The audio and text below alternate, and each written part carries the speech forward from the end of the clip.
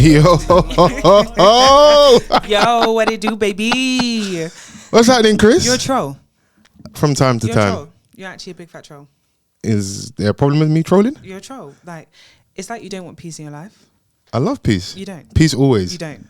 Because what was the need for that? As the politician would say, give peace a chance. No, not today. What was After the need time for of that? war, What was the need? we have to come to the table What was and the reason? make a treaty. Wow, okay. Okay, inside joke. The listeners won't know why that was the intro music this week. Because you are fresh back from your revenge holiday. Yes. I remember when I was going to Mexico, early part of the year, and I think Vans went to Barcelona. Yeah. When he mashed himself up. Wow. Wow. And Chrissy was like, oh my God, you guys are going on trips. I'm booking a revenge holiday. I'm like, oh, okay, cool. I wasn't taking her too serious. And lo and behold, the eagle has landed. Wow. She's back from Albania. Back. Looking fresh. Thank you. Caught some sun. Yes. Some sun. Okay. It was actually exquisite. If anyone is thinking about going to Albania, go. I haven't been to Croatia before, but my friends that had gone years ago, before it became like a tourist hotspot, they said that's the same vibe it's given. But it felt like Greece, like 32 to 36 degrees. Oh, we can manage that. That will do. Beautiful. Honestly, incredible beaches. Like, the food is really good. I had some of the best prawns and veal in my life. Prawns and what? Veal. Okay. Women love a bit of seafood, innit? When in reference to prawns. Okay. Yeah. I know veal isn't. Don't worry. That's not what that is. I have an extensive palate. I know that's not seafood. Don't do that to me. Okay, thank you. But that's not what that is. Yeah. The people were really friendly. The men are very handsome. Okay. As in just a normal guy. But I think it's the fade. Hi guys, welcome to my channel. They don't have You're so silly. They don't have the, like, you know, the standard. What, the bowl trim? Yeah, they just all look fresh, sharp, like look tan, wonderful vibes. Yeah. Any budding holiday romances out of the group? What? No. Yeah, compliment Albanian men and that. Yeah. We've lost you to the Albanian sauce. No, we can admire, like, oh wow. Yeah. Look great. Oh, look, don't touch. Yeah, it's enough. And like, don't talk to me. Wow, okay. Yeah. Why is there a line in the sand? Don't talk to me. Can we not? No, but you can just look and you say hello. But one thing I will say, all the men were very respectful out there. Like, if they did come over and we had a conversation, the moment you said, thank you very much, it's nice to meet you, they'll just leave you and go about your business. You're doing a wonderful advertisement for TripAdvisor right now. Please come to Albania. No, it was so good. Oh, who's calling us? No, nobody. That was it. Okay. It's cheaper than London, or cheaper than the UK. Anywhere's cheaper than London right now. I suppose maybe because when you go to beach clubs and stuff, and they're tourist destinations, so things are going to be priced that way. But it was like really safe, just good vibes all around. The funny thing, now you've done this, I guarantee even the next like couple months, it's going to be the spot to go to, but the price is going to go like that. Yeah, I feel like it's happening. Yeah. Like, we met some quite a lot of French people. Okay. We only met like one group of like these two like UK babes, but there were loads of French people there. I think it's becoming one of those places because it's only about 3 hours flight. Right. 3 hours away. The weather is incredible. You can pay in euros or pounds. That works. Use your Monzo out there. You can use your Monzo out there. There we go. Yeah, and lots of things to do. Like, we hired a car when we were out there. So we stayed in one hotel one night, then drove a couple of hours, saw the site, stopped off for lunch, stayed in another place for a night, and then did another drive for about 2 hours, and then stayed there for 2 nights. Nice. So, yeah, it was good vibes. Driving on the other side of the road. Honestly, I don't know why they let me behind the wheel, but... You was driving out there? Yeah. Listen, every roundabout was just chaotic because they drive on the other side of the road. Yeah. So I just would go around the roundabout again and again and again because... Just to make sure. It's not me that's going to jam the car. But after like the first hour or so of driving, like, you get into it a little bit. So it's like, okay. But the first, I'm not going to lie, I was sweating because I was just like, what's going on here? But yeah, I recommend it. Well, you made it back in one piece. I did, yeah. The friendship group is intact? Yeah. You lot a whole? Yeah. Okay, wonderful. We're planning our next holiday. Oh, come on. And that's one thing I trust to the ladies. When it comes to holiday planning, anything that involves enjoyment and clink. Because we're going to enjoy. Yeah. We're going to enjoy this country. They're trying to really break our souls. You fight back, man. Book that revenge holiday today. Yeah. I'd like to say hashtag off the cuff pod. Come on. Oh wow, energy. A good honest conversation never hurt anybody. Shouts out to the Chrissy Hive. Hey. If you're listening for the first week, my name is Fols Forever. There is no Mr. Vans this week though. Oh, no. Chrissy is, as you can see, very disappointed. Yeah, I'm besides myself. Liar. No, we miss you. Come back. Yeah, he's away on business. Press and computer abroad. Not the Nigerian dad business when he's away and doesn't come home for like 8 months out of the year. Family. Yeah, no, this is official business. Yeah. Working hard, not hardly working. Okay. But we miss you, Vans. Chrissy is slowly winning the war because we got a bit excited a few weeks ago. Dynamic duo, and now look at us. Look at you now. Look how the mighty have fallen. Just me and Chris. But we'll make it do what it do. No, are you with me? So what you're saying is podding with me is making do. No, because you didn't love the idea of the dynamic duo, so it's like they're having fun without me. And now look, we're here together, but Vans is not here. So although you tried everything within your power to wait for Vans to get back for us to record. No, I just made a simple request. No. That's what it was, you know. But I didn't see you fighting like that when I was away or unavailable. No, I did. You didn't. I made a request at the same time as well. You know. Okay. Sometimes some things are above me. I'm not the tallest, so some things are above me sometimes. You're better than that. I was trying to. No, that was too easy. Too easy? Yeah, it was too easy. Okay, cool. I believe in you. Can we, Yeah, you know. show you lot something then. I'm here. We've introed. The Yeah, people do know we? we're here for the podcast. Okay, what's first? We talk about your trip. You're back in one piece. I think we need to get to one of the hottest things on the agenda this week. Yeah. HMP, man. Her Majesty's Pleasure. Wow. And big on pleasure. Yeah. Shouts out to all the man them in Wano, as the streets would say. We've all seen the footage. Wandsworth prison. No, we all haven't. We all have, I assume. It made the national news. What are we doing there? So did you actually see the whole video? I saw the whole video. Okay. So Play by play. what's funny is when we were at the apartment, Yeah. I could hear it in the background and I was like, what's going on? Is someone just like Adult wrestling. just, like trying to get one in? So I didn't think anything of it. I thought, let me just leave everyone to their own business. And then later on, You thought one of your friends was because it was obviously people doing fucky, Yeah. but I didn't know what was going on because they were in Right, another right. room. And then later on, they brought it up and they were like, "Oh, this prison guard lady," and I was like, "Oh, that's what you were listening to." Yeah. I was quite shocked at what I was told after what I heard because they were really going for it. Listen, 3 minutes on the outside world and 3 minutes in prison are different 3 minutes. Oh. We got to maximize the time, innit? Oh, okay. Yeah. As many positions as possible. Hard and fast. Let's get to it. Yeah. One babe at work was talking about it, and she's not someone I thought would have seen it. So I was like, oh, this is really widespread news. You got to remember, like, these things obviously happen, but seeing it like that is insane. That's why it's funny, because it's like, and what was funny in the video is the commentary and the play-by-play is not even by the person or persons engaging in said act. Persons engaging. It's the Donny in the room. The extra what? brother. Excuse me? Okay, cool. So you've not seen the video. So I'll set the scene. Yeah. Prison officer comes in. She's in uniform. Radio's there. Radio's going off. Her and said criminal are getting busy, yeah? We don't take our clothes off fully. We just got to push stuff to the side and let's get to it because, you know, we ain't got long. But we've got another prisoner in the room smoking weed, camera angles showing himself, saying, yo, we're going viral. This is classic. So she was aware that she was aware of the camera. She looks at the camera as well. I had assumed that he had like put the camera in his No, this was not a sneak attack. Oh my God. Everything looked above board, adult and consensual. That's why, you know, it was just so insane that when I first saw it, and I'm sure a lot of people first saw it, was that it's fake or it's a skit. Like, this isn't real, because surely not. Yeah, that would have been the scene where, you know, someone sneak recording something, or that's what I thought this whole time. Or they got caught out on like CCTV, something of that of that magnitude. But I was like, no, surely not.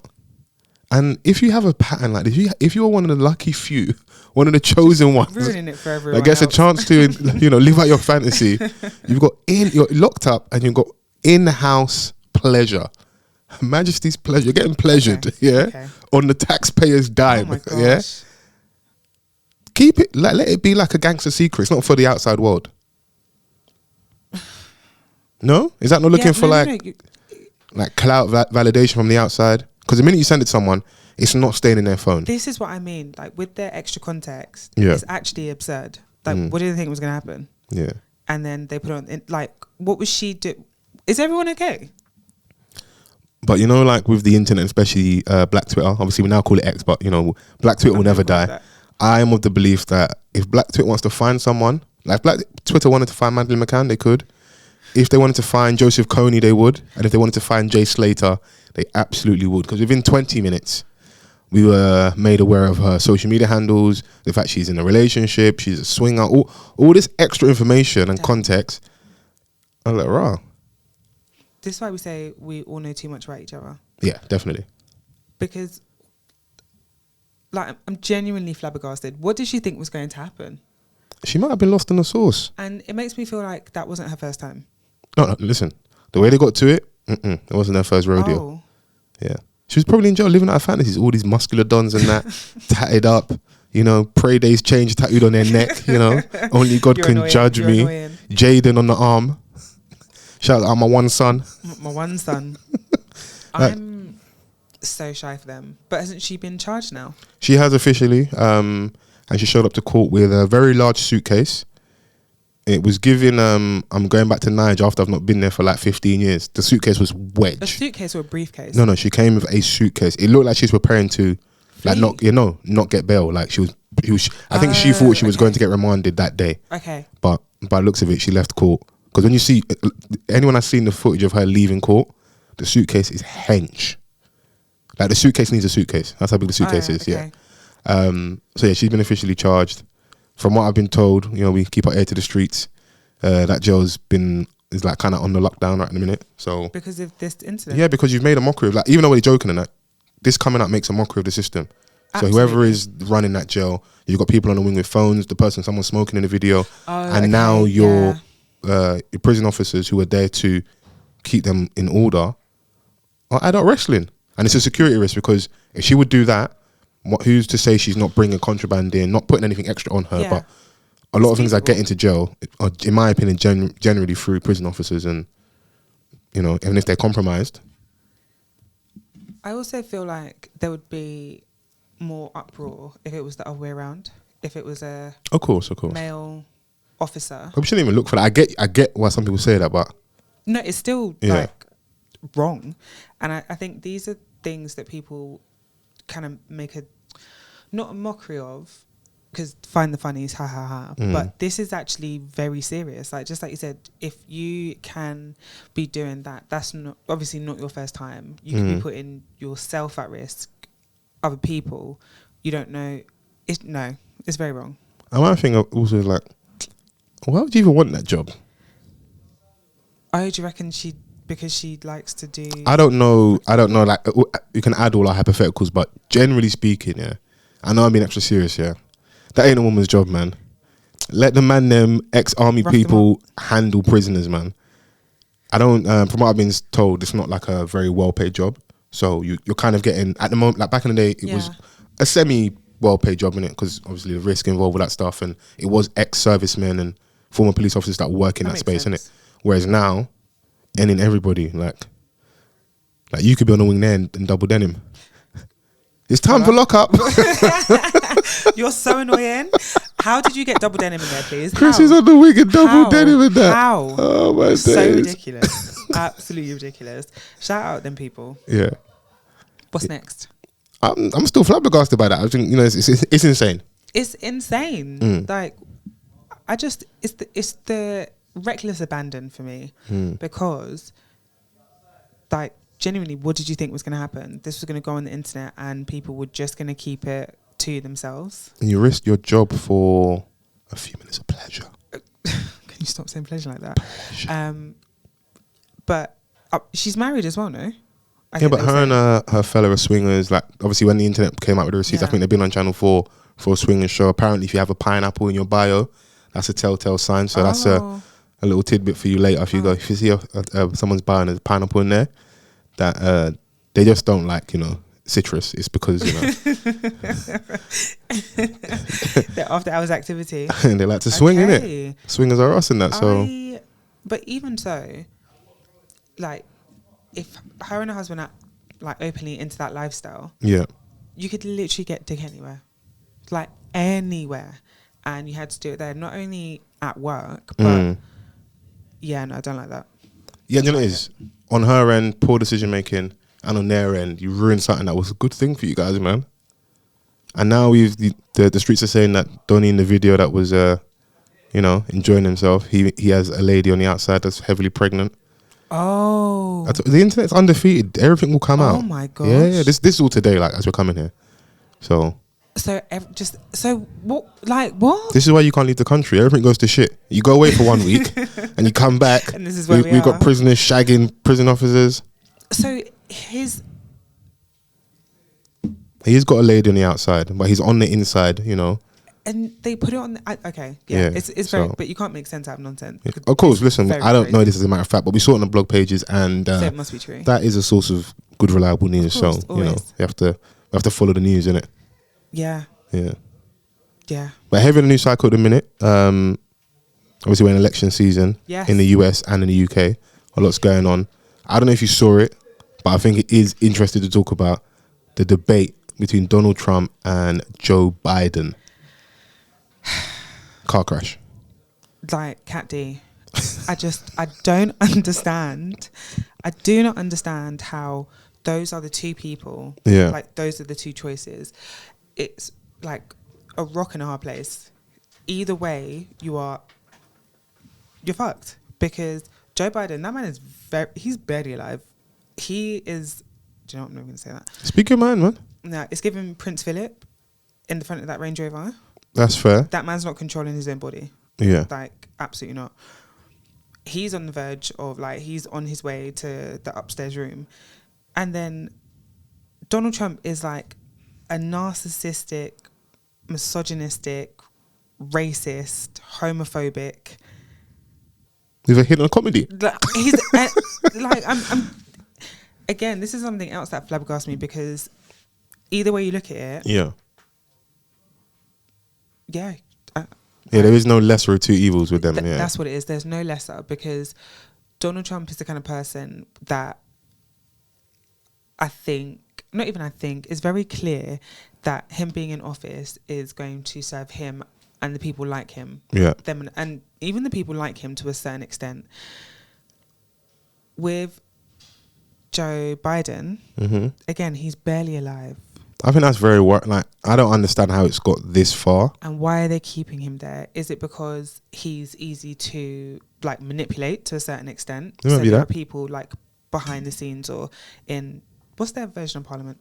The Congress? Senate, Congress. That are benefiting from someone who really looks like very pliable there. But then you think, why would they want to do that? What is it that they're trying to get done under the radar? Like, I think they're banking and hoping, because obviously a few weeks, I think we spoke about it when Trump had got found guilty of all the charges. They were thinking he was going to go to jail, so I think they were holding out for, if he gets convicted and goes to jail, they won't find a viable candidate in time, and it will probably be a clean sweep and they can win. And still they might win. Biden gets into office. My theory is that they're holding out.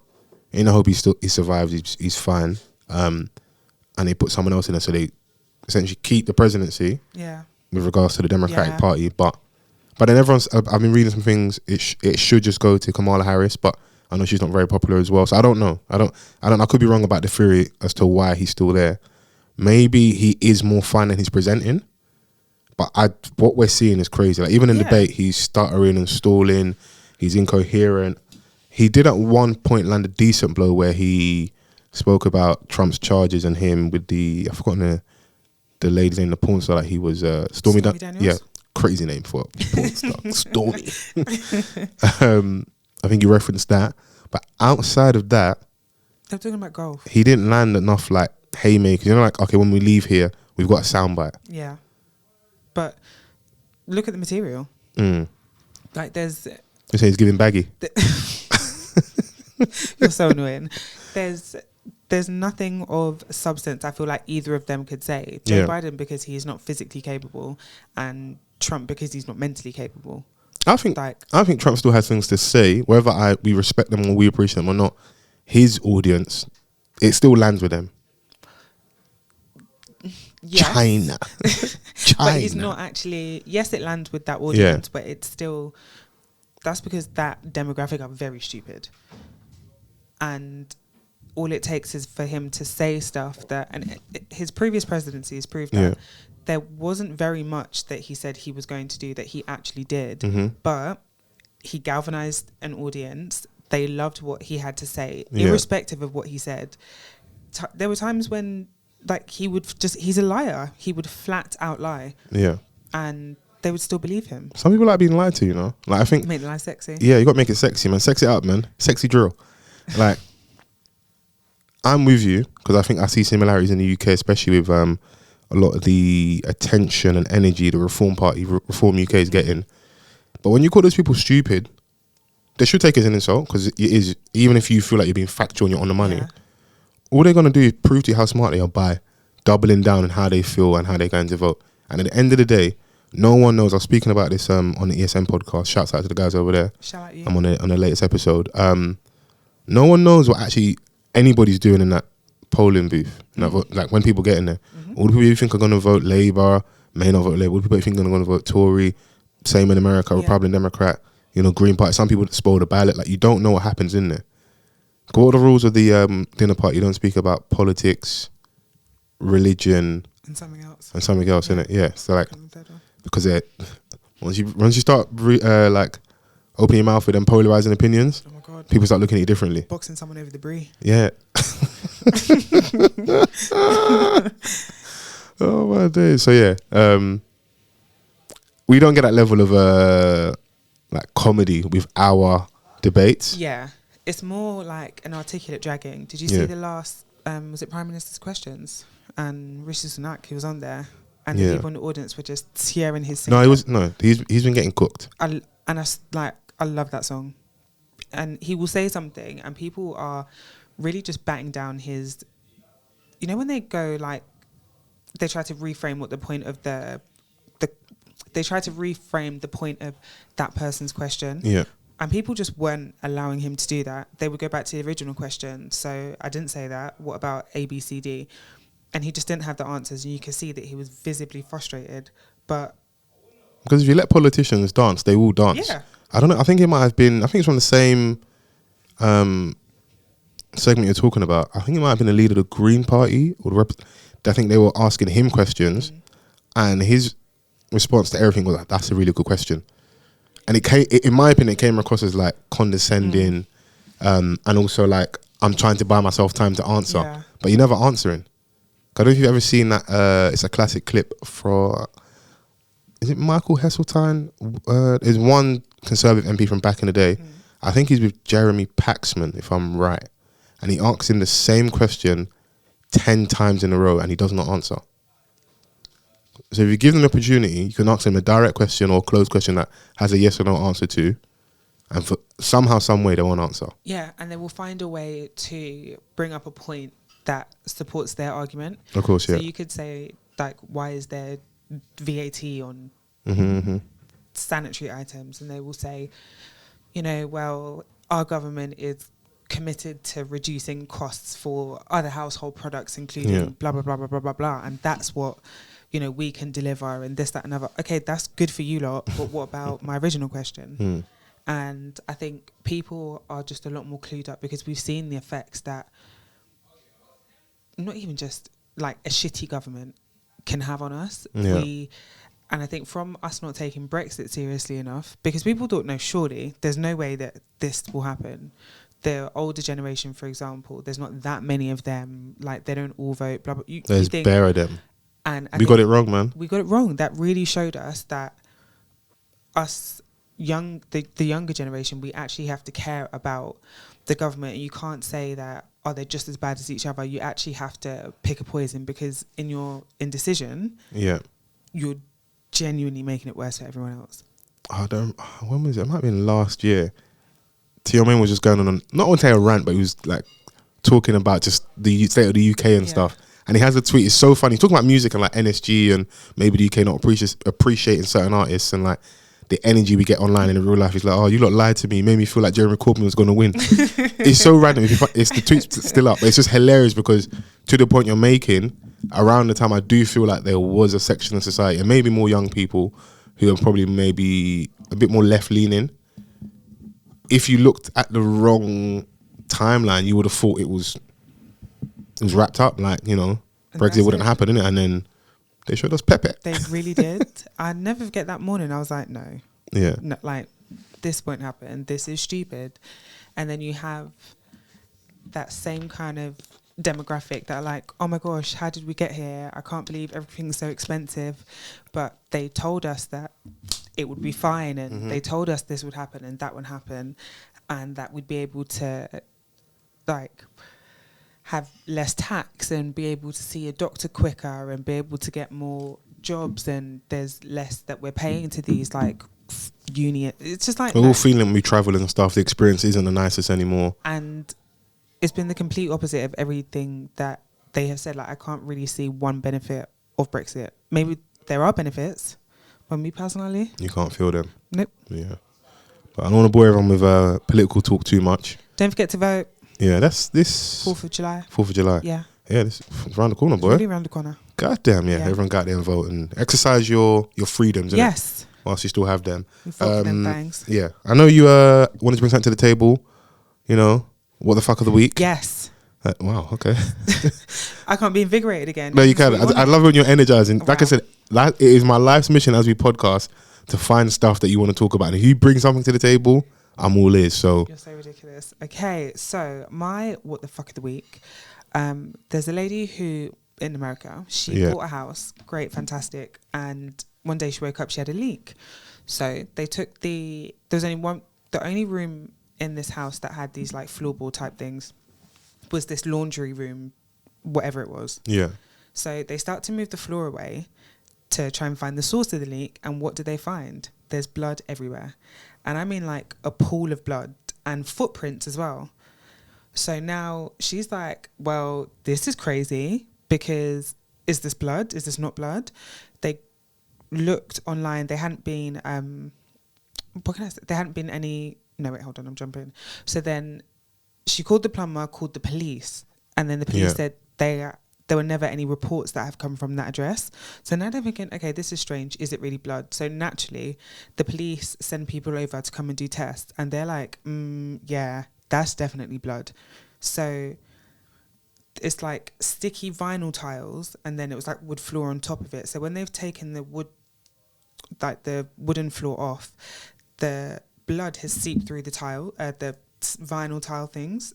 So they were like, yeah, paint wouldn't do something like that. So now she's like, okay, I actually don't have a choice. I have to live here because I've just bought this house. Yeah. Even if somebody... And how long has she been in the house for this point? Do you know from the story? Like a couple of weeks. So they were in the process of, like, they just moved in and they were kind of refurbishing everything. And I looked last night. That was the last update yesterday. So I'm going to keep everyone updated, keep them abreast. Oh, so this is a live current this is story. Like really, really, really recent. Like yesterday, 2 So days this hit ago. like the TikTok streets or something? Yeah, I saw it on X, Twitter. But that one really caught my attention because she could have uncovered like some crazy mystery, because the police were saying that they don't have reports of any disturbances from this address ever, or so much as a peep. So and if the blood's still dripping and seem like that should mean it's a recent death or something. No, so not that the blood was still dripping, but it had like... There was, because she was thinking at first, could it be a prank and could it be paint? But they're like, it's gone through the vinyl type thing, and paint wouldn't do that. Okay, so would stick. They were like, yeah, it's blood. So they came. They did. There's footprints as well. Yeah, there's footprints as well. It's just, what do you do? I can't stay in the house. I'm sorry. But she's like, I'm contacting the buyers. This wasn't in the contract. But in like I know from my estate agency days, there was a house that we sold that had, oh my gosh, this famous murderer man. What's his name? Oh my gosh, it's in Willesden Green. I can't remember the name of the guy. Anyway, he'd like killed and dismembered quite a few people in that house. Wow. But and you sold the house? A Nigerian woman will get to the bag. A true Nigerian babe. So, nothing is stopping you getting to the bag. I think if you are, I can't remember which way round it is, but if you're like renting or selling, one of them, you don't actually have to disclose it to them. It might come up in searches, but there's no like real. You're not obliged to say, this is the murder house. Because that's going to bring the value down. Yeah. But obviously, like, someone bought it. Let me see if I can find that. That's crazy. There was like there's been loads of documentaries and like ITV series about this man. Because this is just sounds like the start of like a horror film for like a haunted house thing. Dennis Nielsen. I don't know this person. Yeah. Yeah, Melrose Avenue. He got quite a few people. Damn. Prostitutes. It's always sex workers and stuff, man. So, Very scary. Because people forget that in a minute, so. But someone bought it because it was in a fantastic location. Oh, great location. Yeah, it really was. Had a back garden. Good travel links. Yeah, 7 minutes to a Zone 2 Oh my station. God. Jubilee line. Hey, that pursuit of getting to the bag, yeah. Hilarious. We'll have you just like, you know what, full steam ahead, man. It was just a nice flat. Like, one buyer though, he called because it was actually priced competitively. Right, okay. So he excuse me, had spoken to his mum and said, oh, like, I looked at this flat, I really like it, blah blah blah. And his mum, being older, was like, you fucking what, mate? Because she was like, do you know what happened there? Or so she knew. Okay, so wow. Because he was very famous. Yeah. And yeah, he wasn't happy. Was he famous because the case was a big case, or was he a famous person that committed? No, he's famous because he's infamous, should I say? Because infamous, right word, yeah. Murders. Yeah. Okay. Yeah. Wow. Yeah, some people's house you don't want to live in. Yeah, like the energy in there. it's like my spirit couldn't rest. Like even the cause he lives, I'm like, you know what? Or like flats directly facing onto a cemetery. Impossible. I'm sorry, man. You got to give it away to me. Say it's just really peaceful. Peaceful. Because that one time at night when you just go downstairs and you'll forget and you just look at there's headstones. Yeah, like literally facing the living room even. I'm not getting to obviously people have to live there, but I just personally couldn't do it in it. Like, yeah, so it's not really my thing. What else was I know we've there's a lot of stuff to cover because it's just us here. It's just us. Music has been a big deal. Yeah. Over the last week or so, we had the BET Awards. Sorry, yes, we did in America. And the Americans did their thing as they usually do. I didn't watch the whole show, so I'll just give my review off the performances I've seen. Okay. So I did enjoy seeing Lauryn Hill, Fugees on stage together and her with her son. That's always a nice touch. YG Marley came out and did his what's the song called? Moonlight? They call Moonlight? Sure. In the moonlight. Yeah. Surprised she made it. She's actually been quite present as of late. Remember she got the #1 album for the Apple thing and she was there for that. Fair. I've seen her on stage with her son a few times. She's got her head in the game now. I know he is going to be at Big Smoke Festival, I think this weekend, which I think is around the corner. I think Skepta's Festival's this weekend or next weekend. Didn't they release tour dates as well? Well, for her and us. Yeah, so goodness. Like I said, her head's in the game. She's on tour getting her money. I enjoyed that. I enjoyed seeing the Usher tribute. Yes, that was nice.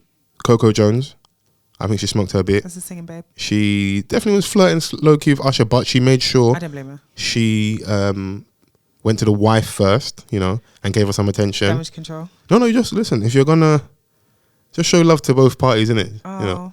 Like certain artists, like how, in my opinion, the women have decided that Method Man is their husband. God. Despite the fact he's been with someone for decades. That's her problem. Yeah, you charge it, innit? That's how the women online treat it. And up until maybe one or two online skirmishes, Usher's being in that space where the ladies love him, innit? So, and obviously the Las Vegas show, that stuff. So he got a big award and had a very interesting speech. Yes. They decided to blur bare of it out. I saw half of it. He was unraveling. I want to say unraveling might be the wrong word, but he's talking like 8 minutes directly to his children's mum. Tamika, I'm trying. I was like, okay, cool, fair play. I didn't even get to that bit. Yeah. I feel like they were like not really putting what he was saying out there because No, they blurred a lot of it. Like obviously the internet people in the show. Yeah. I mean the audience. Sorry, they're going to video it, and you see that footage hit the internet, and that had all the edited bits, and it didn't sound crazy what he was saying. It was just more of, bro, this speech is like 8 minutes long. Like, what did he say about Diddy though? I didn't hear Diddy. He made reference to, like Alicia Keys, Swiss Beats, and then managing to like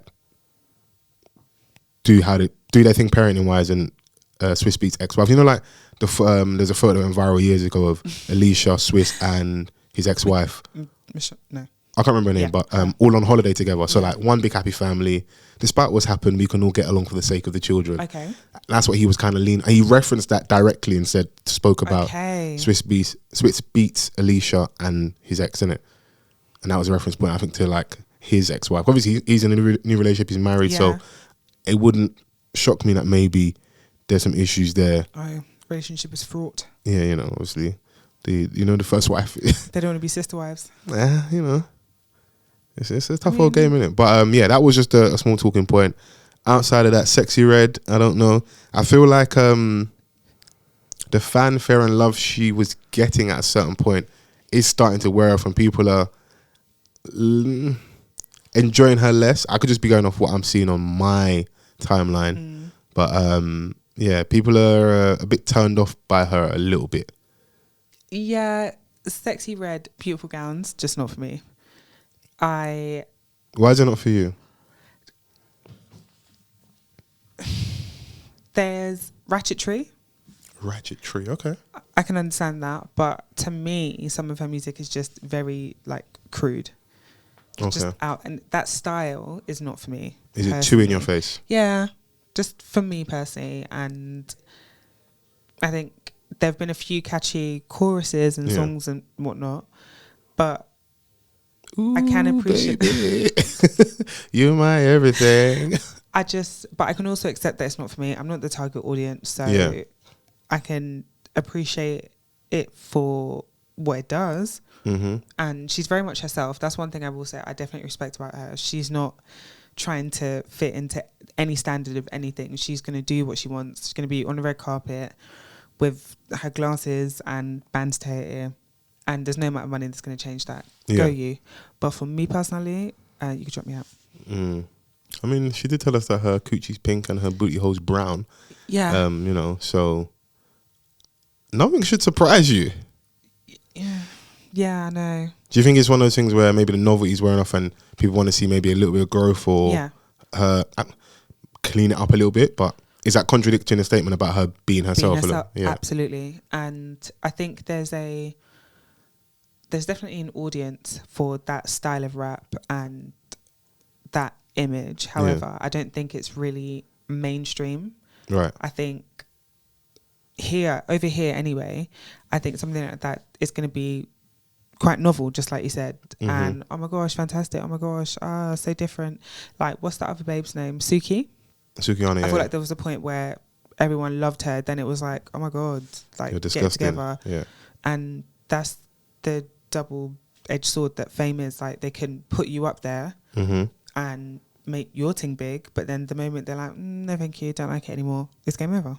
I feel like I see some commentary from women, they feel what I'm getting from them is that she's making them look away, even whether that's right to put that pressure on her. Yeah. But like, it's given a little bit. So music aside is one thing, because that's always subjective whether you like the music or not. But more the moves or the videos, or you know, who she may stand next to. Yeah. So some of it feel like people are feeling like it's a bit of a minstrel show at times. You know, because it's like leaning into the ghetto thing so much that are you allowing a certain section of society to laugh at us? And that might be a reach. No, I don't think it is. I'm seeing that more. Yeah. You know, like her being on stage. I think she was wearing a MAGA hat at that country artists show. Oh yeah. Girl, why we there? Yeah. Like, I'm not saying that that you can't like Sexy Red and country music or this country artist at the same time. However, let's be FFR. What's the likelihood that these people have you on stage because they enjoy what you do, they enjoy you as a person, versus the fact that, just like you said, they're looking at you as a minstrel show? Like, I don't know. It doesn't sit right with me. But Yeah. to each his own. I mean, there was some people from the get go that didn't really rock with Sexy Red, and I was always like, those women do exist in the US, yes, and in the UK as well. Yeah, they do. Like, they're there. You might not want to acknowledge them, but they are there. Do you know them all, or no? In the ends, those people, like, maybe not to that crazy level, but you do have those girls there, innit? And people might not want to stand next to them. Just go and watch UK Badders. They're on there, man. What we doing here, man? So I'm saying, like, there's definitely a target audience. Like, it's not for me. It's not me. I'm not it. But I think you're there topping up your pension pot, and people ask you about Sexy Red. Bye, Fola. Yeah, I think her going mainstream to this extent. Mm-hmm. Yeah. Yeah. I mean, outside of that, what else I enjoy from the show? Childish Gambino. Great. Had a very interesting speech, and I liked it. What did he say? So basically, he said that he was basically pushing back on not being good enough for the awards. It's like, yo, I have more Grammys than Will Smith, but Sam Smith has more BET awards than him. Oh. So just putting into perspective, like, so there is a certain, like, even to us, it's interesting, obviously, we did it off the back of the Sexy Red thing. In that space, it feels like there's a certain type of black that is acceptable. And I think that's what he was kind of leaning towards. Isn't Sam Smith a white man? Yeah. Okay. But, you know, if I'm right, Sam Smith was at the Mobos as well and might have won the awards. You can Google that and fact check, but I'm sure there was. When the time when he was like scorching hot, the hottest thing. Yeah. Banger. And that is a soulful R&B song. If it was one of us that sang that, it's a good song. That might be a song. It's actually just a good song. Yeah, Stay With Me is. Yeah. It's really a banger. Yeah. So he was having his moment, and I think it's around that time. I'm sure he got nominated for Mobos at the time. Now, listen, you can have your theories, but when you present it that way, I have more Grammys than Will Smith. But also, why is Will Smith in it? You need a reference point. Will Smith, Sam Smith. Okay, I get it now. Just need a reference point, innit? And he's just like, I think people were saying he had his Jay-Z moment. You know, Jay-Z, I don't know if it was this year or back in the last year at the Grammys. Yeah. When he was talking obviously about Beyonce not getting the Album of the Year award and stuff. So you need someone to be on stage and just to be like, you know, a truth teller. Yeah. And it's always good, man. You know, we don't have to have like a rant. We just, you know, add some comedy style in there. It's true. But, you know, you slip the truth in there with the comedy. I think it lands better as well. It does. Because then it's not just like preachy or angry. It's also like, yeah, it is a joke. Yeah. This is comical. Yeah, but outside that, I think I joined Glorilla. Me and Chrissy were joking about this before we started recording. A few weeks ago, Chris Brown was at one of his shows and he was just up there in the air. I don't know what you call it, in like a harness. Yeah. And Taraji P. Henson, I think, is introducing the next bit of the show or about to introduce Glorilla's performance. And if you look in the camera, you're like, is it a bird? Is it a plane? Is it a plane? No, it's Glow. Glorilla. Just up there waiting to perform. When I first saw the clip, it was on mute. Right. And I was just scrolling past that. I didn't have the whole context. Mm-hmm. So for a couple of seconds, I thought it was a parody of that moment of Chris Brown being stuck in the diss tin. Yeah. And then I saw Taraji there. Taraji,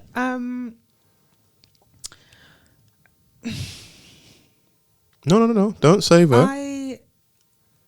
I don't know. The Not Like Us rap that she did. Yeah. I didn't enjoy that. But, you know, at a certain point, we don't want to, you know, like, it starts giving auntie a little bit. I didn't enjoy it. And just the clips of her hosting that I saw, granted, I didn't see all of it. I was just a bit, it was a bit like auntie and these jokes are kind of written for you and very rehearsed. And I feel like she can do better. Who did she mistake Keith Lee for someone else? Like he was. Oh no. There was that. So there was a couple faux pas like when people are like, so it's like as much as you want to give someone a chance. I think comedians generally work better, or people that actually host consistently. I remember it's years ago now when Kevin Hart hosted the awards and he's roasting Stevie J in the crowd, 2 Chainz, Rick Ross. You need that level of like thinking on your feet. Even if she did mistake Keith Lee for someone else. Yeah. In that moment, you could kind of pull it back with a joke. Yeah. Like it's still not great, but then it's just not awkward. Yeah. It's not just awkward, should I say? Yeah, I don't think she'll be getting a call back. No, I don't think so. And honestly, I think it's for the best. I think it is. Was there anything else from the show that you enjoyed? Any other performances or any other highlights? Did we say Lotto?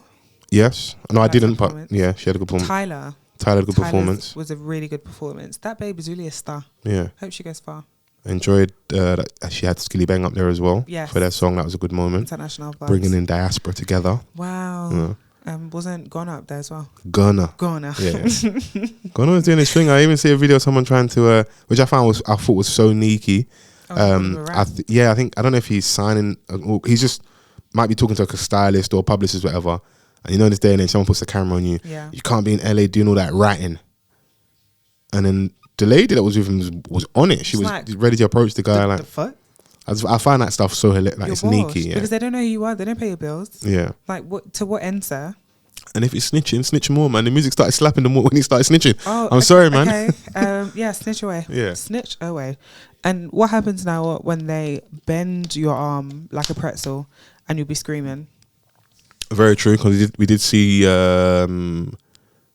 Chappelle. I think it was after the Chris Rock and Will Smith incident. Someone ran on stage and his security definitely dealt with that and that person very badly. So I think social media has really empowered people to do fuckery, because there's no reason that people don't get beaten up.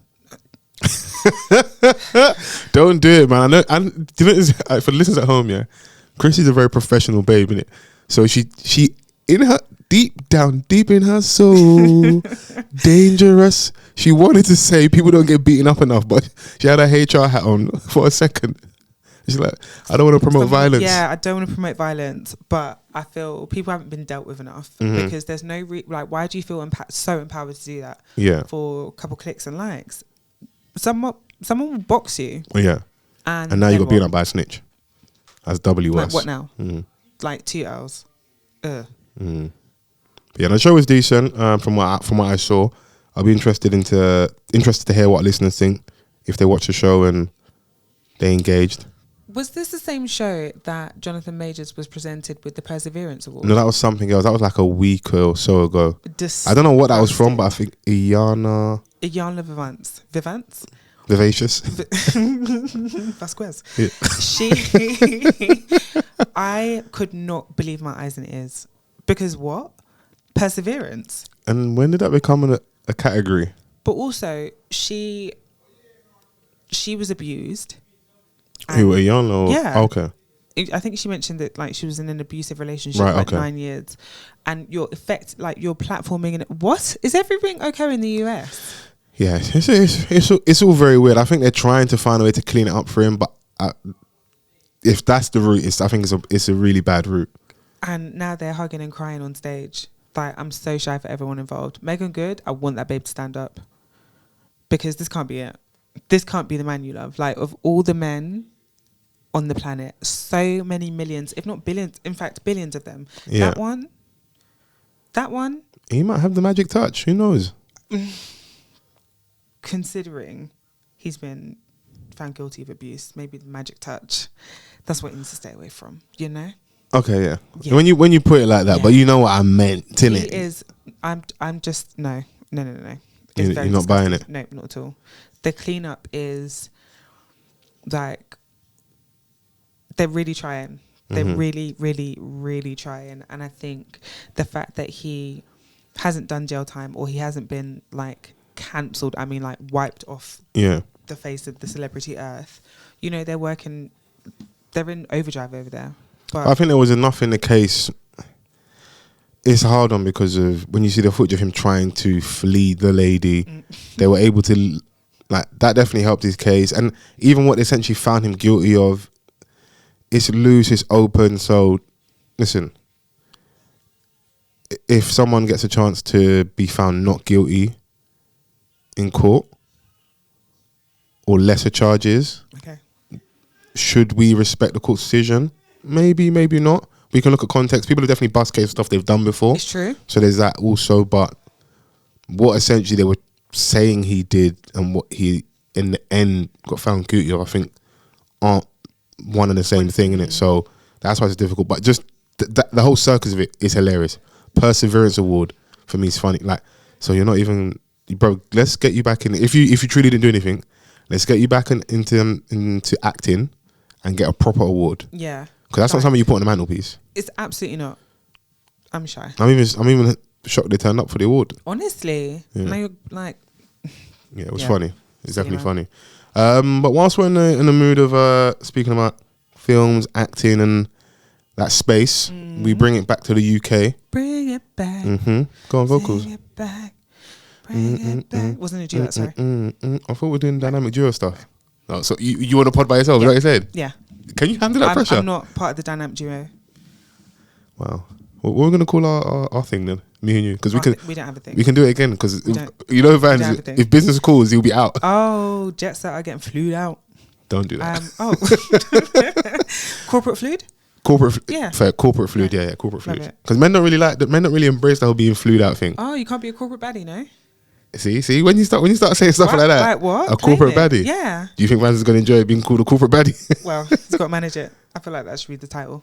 Maybe. Yeah, we might have to go for that. Thanks. We've probably got a little while to find something else more funny as well. So doubt it, but but listen, if that's the level of funny, I'll take it. You know. But I was gonna say, we're back in the UK. Big release, Supacell.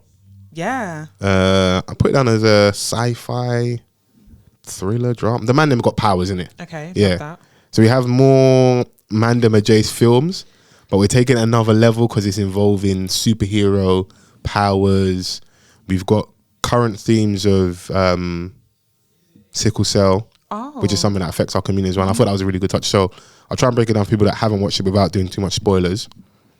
It's brought by Ratman, who obviously gave us Blue Story, Shiro Story, all that stuff. Why are you laughing? Speak your mind, man. Does he do the like intermittent raps? No, there was not a point at all throughout the whole series that Ratman is just sat on a kitchen counter. Thank goodness. Doing a piece to camera. I was afraid. Some poetry and that. No. He definitely let the actors do their job in it. So it just basically follows the guys on the ends and them finding out that they have powers, how they react to having the powers, and what having powers means for them and their potential safety and the people around them. Because you have these powers, but the powers that be know you have these powers and essentially they want to control you and hold you and, and to what effect in it. So I'm up to episode 5. So far it's a decent watch. I'm enjoying the pacing of it as well. Okay. Obviously I've got to watch the final episode to give a proper review, but from what I've seen so far, I would definitely like to see more. Okay. Was it, when you said that, I'm thinking, was it Attack the Block?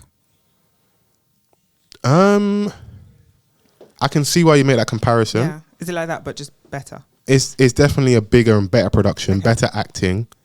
Obviously this is more superhero stuff in there as well. So rather than aliens. Yeah, rather than aliens and that. So, but it's in the same. That's probably in the same like field and genre. If you were, like categories for films and stuff. And has our twist on. And just like if you've got Donnie's on the ends, I've got powers in it. But it's funny what people do when they have the powers. Okay, cool. I can be invisible, so now I can steal drugs. Oh. Will we ever be free? So they get like really cool powers. Yeah. Like so that. Someone has healing powers. They find out their powers as they get into these different predicaments and issues when they're out and about and stuff. You've got a guy, fresh out of jail trying to see his son and dealing with that and not, losing his job consistently because, the DBS check's coming back and they find out, you're a criminal. So there are themes that we've probably seen in things before, but because of the twist of the whole superhero thing, I think it's a different spin on it. Did you ever watch Misfits? I did, yes. More like... Yeah, that's probably a better comparison. And I think that was a really good show, really underrated as well. I really enjoyed that. I like the fact, I think Tosin Cole did a really good job. That's one of the main actors on there. Okay. Getz is on there. Very hilarious. Go watch that. Look at you. I take a touch, man. I take a touch, man. Hey, cool Definitely down, man. Take a touch, man. He's definitely doing up Thug Life on there. So, You'd have to sell it to me. Yeah, no. Cool. I'm sure you're going to go watch it for Getz. He does, I think he does all right on there. Who else have we got on there? What I do like as well is you see some consistent faces from different things like Top Boy, like Blue Story, nice. and just like shows of that level, shows of that kind of ilk we've seen like over the years in the UK. So like it's nice seeing those actors getting roles in this. So it kind of looks like Ratman's had people that have been in his things before, Yeah. and he's maybe they're not having the most prominent roles, but he still have a gig within the show that he's got going. So where can they find this? It's on Netflix. Okay. It's shot in South London a lot, so there's a lot of, you see Lewisham, Peckham. Like if you're watching it from South London, you will see some, like, you notice areas that you're familiar with. What comes to mind, because I haven't seen it just yet. Yeah. Is this one of those? So you said that it's on Netflix, which is great because I assume they'd have a much bigger budget than. It definitely looks like a bigger budget. Like Facts. But do you think this is one of those films that kind of, because you said it's people that have worked with him before? Yeah. Do you feel like this is actually giving them an opportunity to gain exposure for the things, like for projects outside of this hood genre, if you know what I mean? Maybe not, but the people that I'm seeing that have been in things before, their roles aren't massive, so it's just like, you know, I don't know what other things they've been in, but it's another opportunity. It's just, and it's another thing to put on your CV, innit? Of course, you got to start somewhere. But if you've got Top Boy as a reference, and then maybe Blue Story as a reference, and now Supacell as a reference, you might have only said a few lines, but it's a reference. Yeah. I think the handle on socials is Todeku Hub. I don't know if you remember during lockdown, a lot of people that we might not have been aware of, whatever project, whether it's a podcast, a show, skits, they grew during lockdown. Yeah. So that app, they would do like remakes of famous football. I don't know if you've seen the guys in their in their garden. Wigs. Sometimes in the wigs, or like they're remaking like famous goals. Yeah. I think that platform, I'm sure it's them. One of the main actors on Supercell is from that collective. Okay. Yeah, so that's a nice touch to see, like, you know, listen, there are different routes to get into this more mainstream acting thing, innit? Like the route some people have taken is to go and do the skits, innit? Yeah. And then you get an opportunity. Of course, you got to then go and smash your audition and actually remember your lines and stuff. But you can find another route without maybe going to drama school, or having the high-powered agent and having all the links and stuff that traditionally you'd have to have. But you know, let me even the official breakdown of what the show actually is. So in South London, a group of normal people suddenly develop superpowers, and the only apparent connection between them is that they are all black. As they deal with the impact of their powers on their daily lives, one man must bring them together, and that's obviously Tosin Cole's job as the main actor in it. So yeah, man, I enjoyed it. I've seen some decent reviews from people so far. I did see the only maybe we even say it was a negative, but London Hughes wasn't too. She's a comedian.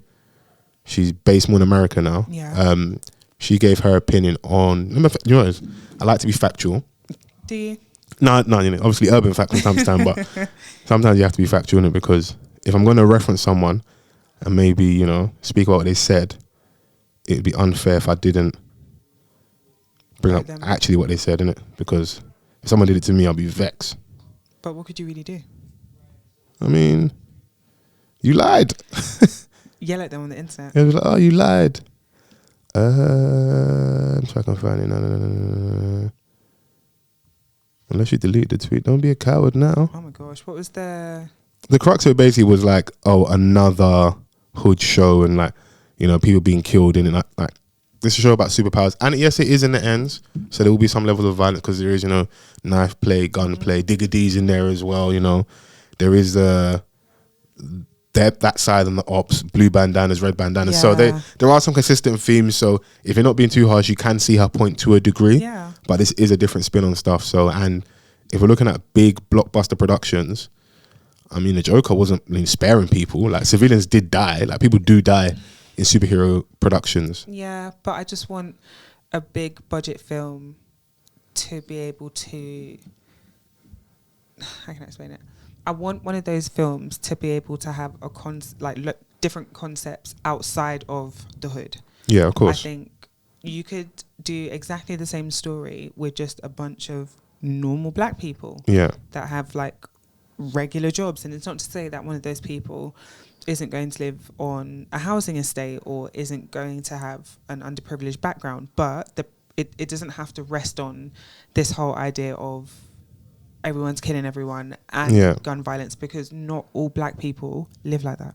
That's very true. I do get that. I think also it's not to defend that side, whatever that side is. Sex, money, murder is a genre in itself, and it's not just black people.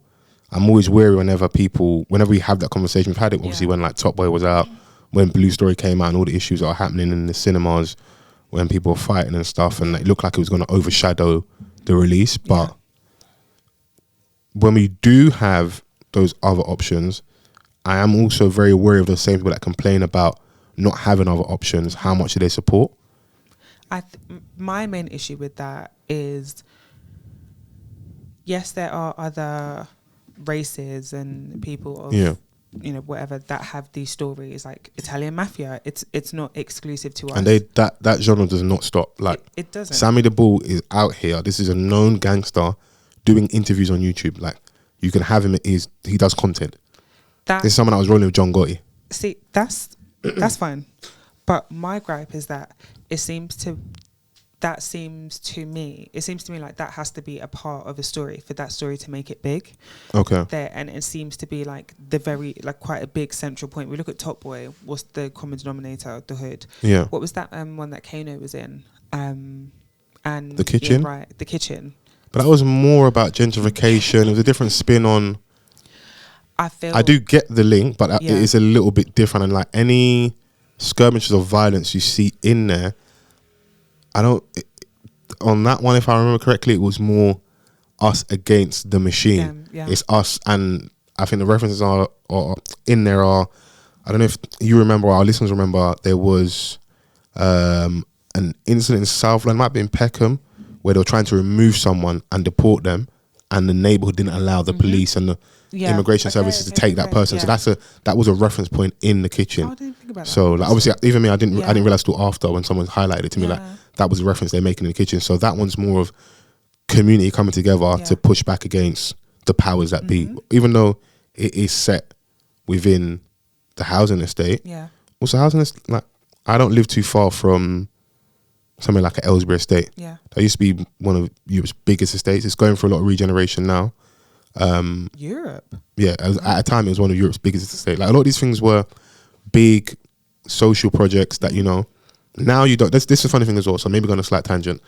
Back in the day, housing estates would have a pharmacy, a local shop, post office, loads of amenities within that complex. Now new builds, you'd be lucky if you get a gym downstairs, and then just because of the fact that you've got this new build, you will have businesses open locally, but they're separate from the actual building. From their inception, if I'm giving them benefit of the doubt, they were actually a good idea.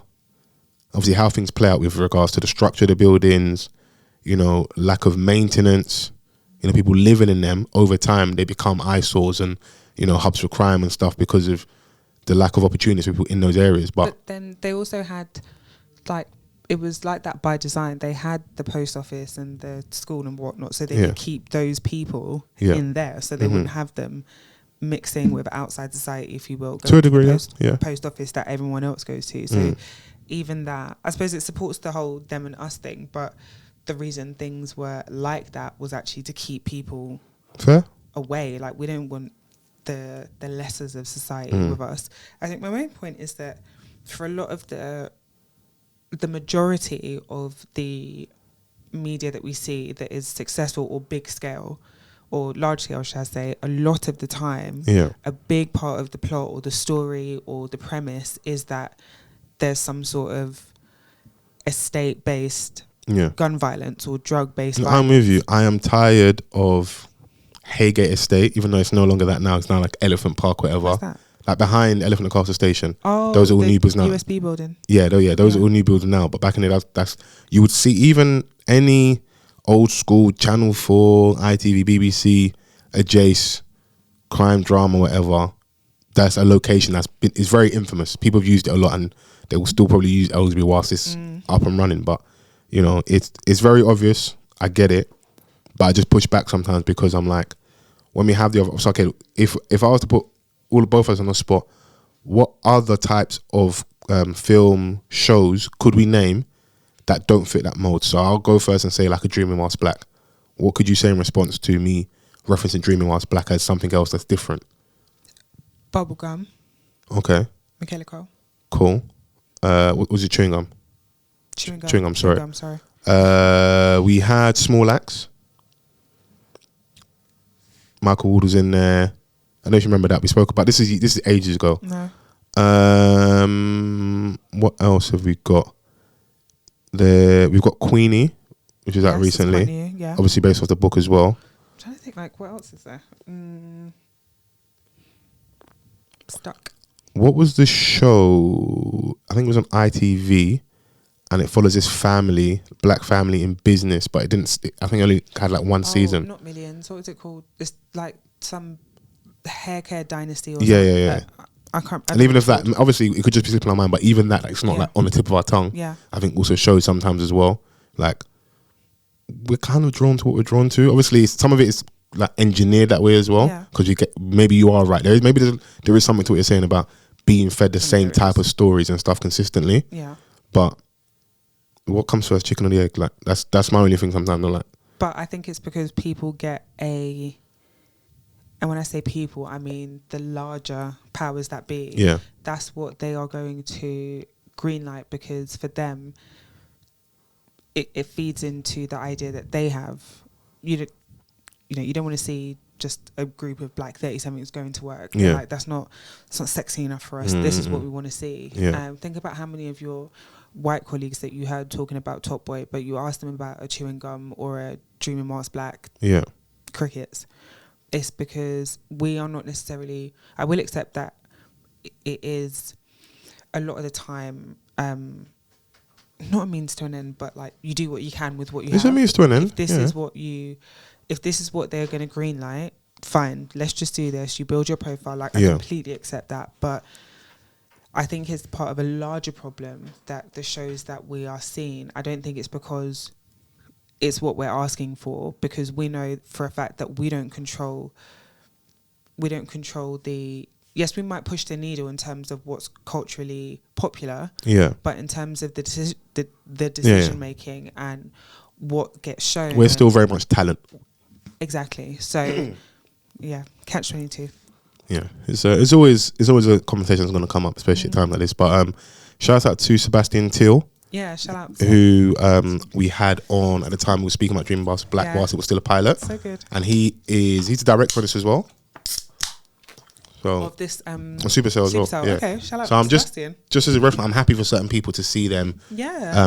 Which is maybe as well to you were saying about the means to end things. Like, you don't want to pull like salt. You want someone to you want to be happy for people, innit? Yeah, absolutely. Especially someone like Ratman coming from doing so many different types of projects on YouTube to get him maybe like before Sharo's story, there's bare things. Yeah. Sharo's story lands, and then we can go to the point of having Blue Story, and then now we get Supercell. Maybe his writing will also develop, and if we keep pushing the boundaries, if this is successful, I think it's number 1 in the UK on Netflix, which is a big deal. Yeah. Travis J, who we've had on the podcast before as well, he's also on there.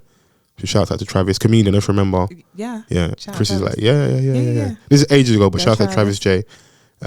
He's on there as well. Like, don't get me wrong, I definitely like in support of, a black man who is very much put so much. Not you supporting a black man. Shut up. Sorry, that's quite rude. Be quiet. Putting effort into what he's doing and the persistence and putting people on. My frustration is that it takes a lot for a story that comes out to have a plot that's bigger than that. Yeah. And that's my annoyance. Putting you on the spot, what type of show or film or shows would you like to see? What stories that aren't being told would you like to see? That my favourite genre. I like disaster movies. So like some sort of, I know there can be like a monsoon or something in the Caribbean or something in Africa like this, where people had to go through treacherous lands or literally anything. Black people in space, just anything, like a Friends type of I suppose we have more US versions like Girlfriends, but just a sitcom, something similar to Dreaming Whilst Black that is just relatable on an everyday level. Like, it doesn't have to be about black excellence and this person is the owner of a CEO. Do you know what I mean? Like, even that program that we can't remember the name of. Yeah. It's about some sort of dynasty and everyone's high flying, and like, what happened to just being able to have programs that are relatable to you, just an everyday person. And I think that's what a lot of the success of Dreaming Whilst Black was. We could watch that and be like, yeah. I think the challenge really for the shows like that are, for you to sell out, you need people to buy in. Yeah. And also, just to be frank, we are a small part of the population. Yeah. Of course, a lot of our conversations will be London focused because that's where all of us are based. Me, myself, yourself, and Vans. A large part of the audience are in London. Of course, shouts out to everyone and all the other parts of the world that listen to the podcast. We appreciate you. But this is where we are. When we are telling these stories or even having these conversations, I don't know if we're looking at other viewpoints sometimes as well. So I think that also plays a part. What was my other point? I think I lost it for a second. It's you're having these shows commissioned, but it's not just us that needs to watch it. Yeah. So that's what I wanted to find. So you find the fine line between a Dreaming Whilst Black and being relatable to us. It's basically almost having a show that is relatable to black people with a predominantly black cast without being labelled a black show. Yeah. And I know some people's politics, obviously we want it for us, but if you actually want the opportunities for these stories to grow, get greenlit, bigger productions, bigger budgets, the other 90% plus of the country needs to buy in. And sometimes you have to put the medicine in the candy, so it's not black in your face. It sounds mad to say out loud, but if it's only us watching Dreaming Whilst Black, how far can that reach? Yes. It's sad to say, but you know. Why is it that the buy-in comes so easily when it is a gang-based show? Because unfortunately, a lot of people view us like that. Music and stuff goes hand in hand with that. The imagery of inner city London is exactly what you made reference to. London. So like I said, I think I may have said, maybe downplaying the point. There's a lot to what you're saying, a lot, and put another 10 on it. Oh, wow, I said that. Because you're rarely wrong in it, so we'll give that to you as much as it burns my soul. Thanks, Paula. Some people only see us that way. Like, you know, I think we might have even said it before, myself and all of us, all three of us, about being in a workplace and people deciding to speak to you in a certain way. Yeah, Wagwan, are you sick? And on a surface level, there's not much wrong, but it's also like, why? Well, there is time and a place for that. Yeah. Where I might speak to someone, but I also have a lot of friends that don't speak like that. Don't speak like that. You know, there isn't just one face, but obviously, of course, we're in London, and I think the largest concentration of black people in the UK is in London. If I'm correct. You are. You're always. We'll do the census. Yeah. Don't forget to vote. Yeah. So it's a lot, man. But yeah, all in all, shouts out to Ratman. Shout out Ratman. Shouts out to Sebastian Till, Tosin Cole, Travis J. Gets. Oh, damn, Chrissy, get your thing off the mic. Jesus Christ, what? Can't big up a black man again. Yeah, no, big him up. Shout out to him. Do your thing.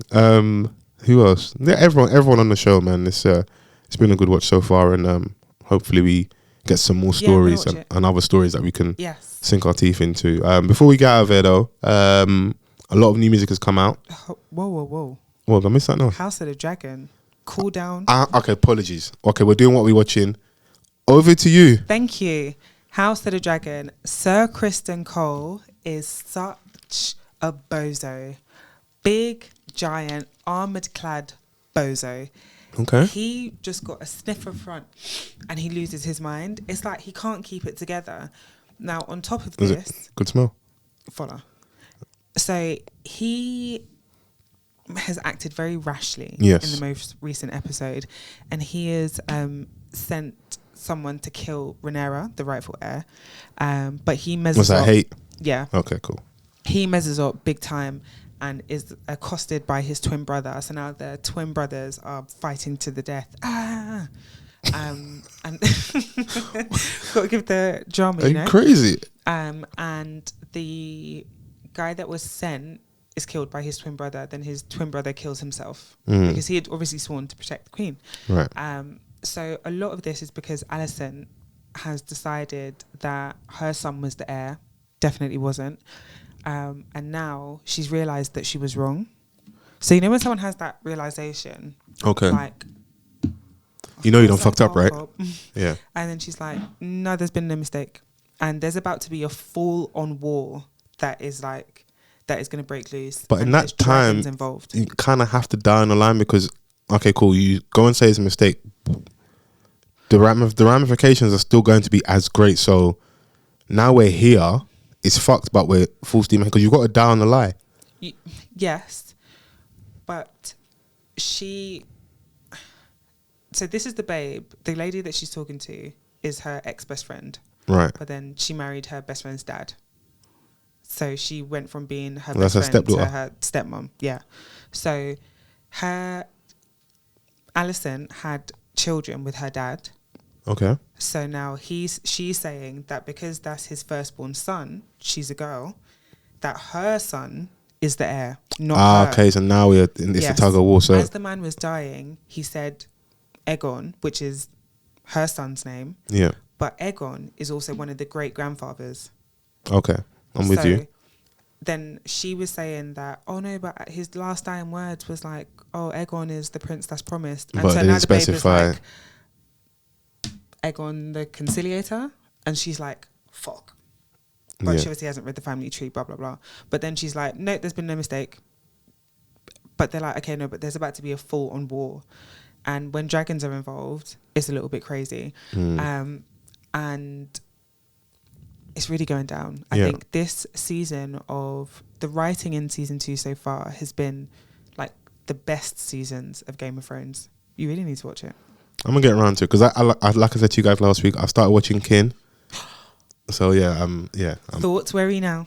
On season 2 now, second or third episode in, and I think the point I made to you when I started watching it, or maybe I didn't. Maybe I said to you in when we were catching up About outside the particular podcast. Family. Yeah, just that like the influence women can have on the family, and like someone starts essentially off as just the wife, and now she's a shot caller, big baller. You know, but even that, the point I'm making in regards to that House of the Dragon and dying on a lie, even in the show in Kin, it's like once something happens, we can't. There's no going back. We can't forgive or forget, you know, and vice versa. Like everyone's family's been wrong, people losing people, but full steam ahead. So what's even made this more crazy is that Rhaenyra's husband has asked some guys to kill. Oh, this is so long. You need to watch it. To kill someone, but they've killed the wrong kid. No, you told me. Yeah. So they now had a funeral with the baby and like their head sewn on. Yeah. All throughout the village. Very, very crazy. Yeah. And Sir Criston is acting in a rash way. He's now the hand of the king, which is the king's closest advisor. But he's wormed that guy out of there. But it's becoming clear now that the combination of him and Egon, the current king, who is very power mad, the combination of them two together, oh no, it's not going to be good. Okay. Because he's in the king's ear, just sweet talking him, you know, just making him like, no, but you're the king. Yeah, but I've got to feed into your ego, innit? Because it keeps my job safe. Yeah, that's you kind of need a yes man around you. Yeah. Someone that's going to challenge you in that day. I just offer your head, smite him. Oh. You're going to tell me the show you're watching there's a lot of death and violence and blood. Yeah. Yeah, but London Hughes, man. Look, there's bare death, man. But yeah, definitely watch that. Yeah, no. You know, whilst we're doing what we're watching before we go into music, I doubt you have. I'm going to bring up anyway. Did you or have you watched Thoughts in a Culli? GRM have got like their own like carpool type content where Post is interviewing artists. No. So the most recent one, he's got Chip on Thoughts in a Culli. Okay. And I thought it was an interesting watch because they basically just spoke about like his come up. You know, he's always going to talk about Chip's time period when it was him and Ice Kid and Wiley co-signed them. So they make reference to that. But, excuse me, for me, the most interesting bits of it were that I like that Posty didn't shy away from asking about his most infamous clashes. So spoke about the Young and clash. Yeah. And Chip's got this certain level of cheekiness, arrogance, cockiness, which you need as a rapper and which we actually like. I found it hilarious him saying Youngen's admiration for him made him make a mistake to actually end up clashing or sending for him, innit? Which I found funny. Wait, sorry, say that again. So remember the whole time when Youngen and Chip were clashing? Do you remember that? Yeah.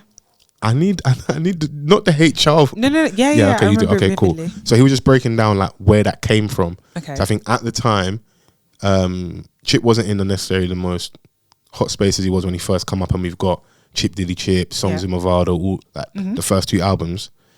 He's doing songs and Youngen's doing like literally a remix of them, like from what he said anyway, shortly after, and it was like 1, 2, 3. So you're like, is this a coincidence? Like, what's kind of going? Like, he felt like he was trailing him. Like, it's weird rapper annoying shit that maybe the average listener's not going to catch on to, but rappers have level of arrogance, like I said to him, or maybe insecurity, or just like main character syndrome. You kind of need to, but it can play out in a weird way. And I think that kind of, from what he was saying and how I'm receiving it, is how it played out, and it caused them to kind of bump heads. And I wasn't sure who you were saying admired who. Chip said Youngen's admiration for him, for Chip, is what made him mess up and make the mistake. I understand. Because like, you shouldn't have done that. You shouldn't have done that, of course, because he rappers look at themselves as levels. Yeah. And he basically says like, I didn't want to do, because okay, cool. So I'll give you more context. Part of the reason why they ended up even going at each other was Chip had a bar where it says, I think the Mobus had nominated Youngen as a best newcomer. Okay. And Chip basically said, if you're going to nominate, big up, but if you're going to nominate Youngen, nominate Sneakbo too. Okay. And that for me isn't enough for you to start having issues. No. But he took it away, because in his next freestyle, he's man are kind of shitting on my nomination, and then they have the back and forth, and is that it can be that easy for artists to fall out. Yeah. But that probably isn't the biggest talking point. We actually got him to really talk about the back and forth with Stormzy. Oh. And I thought that was good. It was good for someone like myself who has their own theories and opinions. I'm sure you've listened to podcasts over the years. I felt like I was justified to feel how I felt about why they had issues. And I feel like I'm happy he was open and honest, but I think it allowed myself to confirm that I felt he was being a bit disingenuous with the reason as to why he had an issue with Stormzy. Okay. So I'll break it down, and I hope it's received how I wanted to be received, because at the end of the day, you guys didn't ask for this opinion, but I'm going to give it to you anyway. So we have the song Ways off the project with Skepta and Young Ads. Amazing project. Insomnia, really good project. And for whatever reason, the internet and even Stormzy took that as a potential sub diss to him. Okay. Even though for me, a lot of the bars don't make sense, because they're talking about success and money, and those aren't things you can use to big boy Stormzy. So we get a response from Stormzy on I Don't Know. This is all lockdown time when he's on a song with Dutch Avelli and Tion Wayne, innit? Come to find out, behind the scenes, Dutch Avelli actually played the song to Chip before it came out. Oh. So there's things happening behind the scenes, games being played cool. Scandalous. So he heard, and it's very clear, because Stormzy, like, he's just sending, I don't know, like, it's obvious he's addressing to some degree the chatter on the internet, innit? And at the time, I didn't like it, because I felt like he's not talking about you on there. Don't bite the bait because of what the internet's saying. Yeah, like, you're better than that. But also, should Chip clear it up? He also says in their sit down, if the shoe fits, wear it. So I felt at the time, and I do feel like now even more, that he left it open so that if Stormzy did decide to bite the bait, you've kind of tied a rope for yourself, and now it legitimizes me having a back and forth with you. Yeah. And in my opinion, I feel like he already won the back and forth with Stormzy. It works for him. Yeah. Like, profile-wise. Of course. There's no... And that's not diss a Chip, because obviously young legend, but... He's not Stormzy. Yeah. Stormzy is Stormzy, and that's it. Yeah. I think it legitimizes you more. Or could potentially... The bigger artist has got to take the the bigger shot initially for the public to be like, oh, my man's so ascending, so now we're here, innit? Yeah. And Chip is big, don't get me wrong, but I wouldn't say he's just not as mainstream. No, of course not. No. So to a certain extent, it's win-win because they're now other people who didn't really know who you are or weren't aware of your lyrical prowess that now think, oh my gosh, maybe I should go and listen to his music on SoundCloud or wherever. And also you get the acclaim of being the one that took down the big artist because up until that point, Stormzy'd kind of been flawless in regards to like always doing well, Brit Awards. Him, it's like he was in there's definitely levels between him, Haas, Dave, and everybody else. Yeah, absolutely. Of course, you have your legacy and your legends and like people like your Chips, your Gigs, your Skeptors, but like they're in different conversations in regards to current mainstream acts who are putting bums on seats, selling out their shows, and their music is charting top 5, number 1. They're having the battles, you know, when the album comes out, who's going to go number 1. Yeah. Those people are in a different class. You can't really debate those things. You can talk about maybe the Matrix helping them and, you know, all the conspiracy theories, but just in terms of factually, numbers-wise, those are the elite of the elite in regards to our UK urban rap, grime, whatever thing you want to call it. So to my point, I feel like it was good strategy on his point, but I, from my nerdy looking at the scene, been paying attention for a long time, didn't respect it. And I think I said it before and I'll say it again, because when Stormzy was potentially being used to go at Chip, when Tiny Temper and Bugsy Malone were going at Chip, they were all on a song together. Stormzy hasn't heard the full version. The song comes out and them two are going at Chip. He tweets publicly, I have nothing to do with these are going at Chip, I didn't know. And he called him privately, and Chip clarifies that in Thoughts in the Culli. Now, just because Stormzy moved that way, obviously he's up and coming, doesn't mean Chip has to. But for someone like myself, I look and go, well, if the internet is saying, did Chip take a shot at Stormzy on Ways, should Chip come out? I just leave the question out there, cool. Yeah. But obviously we want to see the fight. We don't care as an audience, innit? And I have had to accept on mine, just because I might feel a certain way about certain things and it feels like the masses feel the other way, doesn't make me right, doesn't make me wrong, doesn't make them right, doesn't make them wrong. It's taken a while. I mean, you could have just stopped it. It doesn't make me right. That would have been perfect. No. We're not, I'm not all the way involved. But I want to give I love debating music, especially UK music. I'm very passionate about it. So that's happened. And then obviously we get I Don't Know. And then obviously Chip has his response. But in between that, we get the video footage where he pulls up to the house. And Chip's cheeky. He said it was a Ubin frame stunt. If I'm Stormzy watching this, I might get angry again. I might pull up again. Yeah. It's bare cheekiness. Yeah, it is. But you can't play for Wordsmith and the lyricist. Damn. Can you win that war? When like, you know? Yeah. And now, maybe from the Art of War perspective, you don't admit this, but Chip admits to, after that footage coming out and that happening, he actually moved house. Fair. Because you're playing with someone who's probably got more money than you, not a disrespect. Probably got people around him that will go if be told to go. They won't go. And you're now compromised because you know where I live. Yeah. So I doubt they will, but if they engage again, if I'm Stormzy, that's one of the first bars I'm writing. Had man shook they had to leave their yard. Yeah. Now, will it land if it comes on Stormzy because it feels a bit more road and aggressive with Jace? I don't know, but from a rap perspective, that's an open goal, bro. You don't admit that out loud, innit? But someone like Chip is very transparent and, you know, I do respect him for the conversation point. And also, I think it's a smart move. It's like, do I put my friends and family at risk and try and do the mad thing and combat that? Or do I just remove myself in it? You know, like I said, I'm involved. A couple of years ago, I would have looked at that as a washed move, but I'm not involved in nothing. So how can I look at that as a wash? No, let's take my friends and family out the firing line. Security, safety. Maybe nothing would have happened, but rich nigga problems. If you can do that and move like that, then why not? Then do it. Cool. And he said from the disses he made his money back off having to move. So it's a win-win. Cool. But what I felt was more interesting in regards to Devin in the detail about the interaction and justifying why he went at him.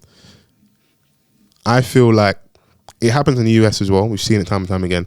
The biggest artists, especially because our space is so competitive, has to constantly defend their throne. Yeah. And I feel like there was a feeling, or is a feeling, that Stormzy had a smoother ride to get there. And as times go on and we get more successful and times change, whatever Wiley et al. Had to go through to become the guys. Yeah. Newer artists shouldn't and wouldn't have to go through that. As someone that maybe, I know, maybe a shit example, podcasting. The access points are a lot easier than back in the day, innit? So it should get easier and you shouldn't hate. But I feel like there is some of that, you know. And also, you know, when you're on sets saying I made $1 million off grime and it feels like you're really early in your career, it can rub people's back up. Because I feel like, in Chip being so honest, I was hearing the true conversation that happened in the studios amongst other artists when he says, oh, Stormzy had lines that, you know, people could take offense to, that, yo, I don't have to be a rapper with a chain to be badding up the game. Now, for me, it's a reach if Chip takes that as a shot at him, because there are 101 artists or rappers that are wearing chains, innit? It's true. Now, how do you take that as a shot at you? And in another bar where he says, if you ain't sold 10K in the first week, don't talk about charting. Now, no disrespect to Chip, but during that time period, you're not like a top 40 charting popping artist. So for me, those two things don't hold enough weight for you to go at him. It feels like you're clutching at straws, or you have a feeling in you that when you were the guy in that space, because Chip went through a lot where like people were taking shots at him. And even when he came back after the hiatus and going pop and then want to return to grime, you know, back in the space, he had to kind of justify his position again. Yeah. I feel like he feels that Stormzy had a smoother ride. Because you even hear it, he says, got another bar, get off your high horse, you're not Ralph Lauren. Oh. I said, you can't defeat this guy, he's a lyricist. Yeah. Chip never runs out of bars. He doesn't. You know. And he will always take that road over trying to engage with a roadman, because he's very clearly not. And you have to respect it. Yeah, someone tells you who they are, believe them, and like, also you don't get any points doing that. So like, if Stormzy had done the mad thing, and I reckon it would have been a shit move. Yeah. I don't like the fact that Chip and his camp released that video. I don't rate or respect it. But once again, just because that's my opinion doesn't mean people share the same opinion. For me, at that level, you didn't need to do that. There's, like, as Stormzy specifically, just like you said, you have enough people around you that can go and do whatever you need done. Yeah, and going on and glide in a Urus. It's very like, sir. And a big skeleton jumpsuit. There we go. It was hilarious. It's just like, no, but what happens if this had escalated, if he had, if Chip had hot-headed people around easily, him? Easily, of course. And now it's just like, he was such a lovely boy. Yeah, of course. Yeah, I'm happy that it stayed where it stayed in regards to the bars and stuff. Yeah. I know some people are disappointed, they don't feel like Stormzy came back enough or was direct enough. And you know, just because we like my man doesn't mean that you can't be honest about that. I fully understand why people feel that way. That man was trying to get his babes back. He was busy. And he got her back. Yeah, so he was working. Fair, working. He had big fish to fry. But also, you like to feel like when a man's in a heartbroken space, that's probably the best time to go in and be super aggressive, and, you know, because you've got another, like, thing to be angry at, innit? It's true. Yeah, so... Like, you think it's just for the tweets? No, nigga. The baby's left me. Maya, my nephew misses you. Oh, my goodness. It will always be funny. Always. It worked, though, innit? Shout out them. It's a tried and tested method. But yeah, no, I found the sit down with Posty interested. It's always funny, artists that claim to not claim that they don't want to be a part of something. When they talk, it slips out like, you know, oh, my man gets invited to the gala, but I don't. Yeah, it's given bitter.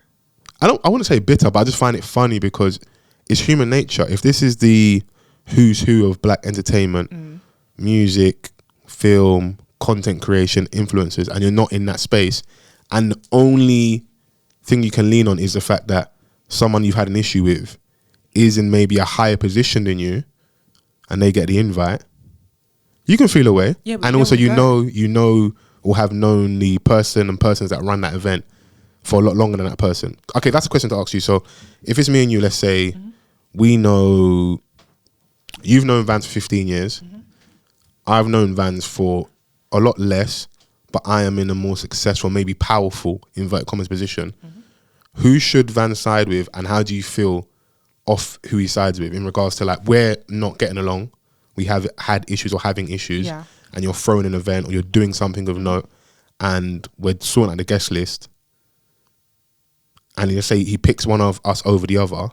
Let's say, for example, he picks me as a new, more pop-in, powerful person, but you actually have a longer standing relationship with him. How do you feel? Of course I'd feel away. Yeah. But yes, I would feel away if that was the case. Yeah. But I don't know. I find that a difficult scenario because at a certain point you have to, like, friendship goes both ways. Yeah. So you kind of have to accept that, this has got nothing to do with me. This is my guy. This is also my guy. Please, everybody just be there for me, if you know what I mean.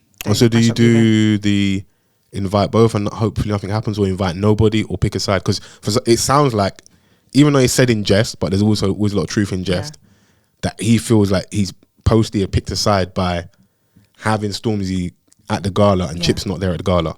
Yeah, and that's fair. Yeah. That is also very fair. But is Chip saying that he actually wasn't invited? No, he said I don't get the gala invite, okay. And my man does. That I can understand that. I don't think it's right. Yeah. Because I feel like people are going to... There's more profile brought to the event by having Stormzy there than there is having Chip there. That's just a fact. And whilst I can understand the decision, I don't rate it. Yeah. I think it's different if, just like you said, you invite both and... But if you invite both and something happens, it's your L. And no one's going to... Both parties aren't going to care when there's no gala next year, or like your business relationship maybe with the venue or the drinks brands or whoever you're working with is severed. But I think that speaks to the true depth of the friendship because, again, going back to my earlier point, if Vans has invited me somewhere, I'm not going to mash up his thing. Yeah. Even if I've seen like my arch nemesis there, it's bigger than me at this point. Like and that's why I said friendship goes both ways. Okay. It's one thing for him inviting me, but I also have to give him that respect to not, like, if I see him outside the McDonald's on Wolf Road, that's different. But not in the venue, not in the car park. You can be mature enough for one night or whatever, but maybe that speaks to the level of liability of one party or another. I don't know. This is just I wouldn't like to put that on him and say, oh, if Chip was there was going to be an issue. That would be unfair because it takes two to tango. I would definitely feel away, and I definitely would support him feeling away if people were using their position to stop people being in certain rooms going, if you invite my man, I'm not coming. Absolutely. Because then as a brand owner, you've got a decision to make, and I don't actually wrong owner of said brand picking the bigger person. Because I can give other examples that are a bit more street. I wouldn't do it, but there's things that happened at their event a couple of years ago. Those two parties aren't going to be in the same venue. Yeah. And Donny's going to be complaining on his podcast about not being invited. But you know why you're not getting invited, bro. Right now, these men are strong and they hold more weight, and that just is what it is. And so is the game sometimes. The game is the game. The game is the game. Yeah. You just got to just chop your L silently or on a YouTube show. I don't want to bore you with rap conspiracy talk and that, but I enjoyed it. Thoughts on the Culli is good content because their business model at GRM Grime Daily has actually changed now. Okay. Because if you're an artist that's releasing a video, you're not running to them to premiere your video like that.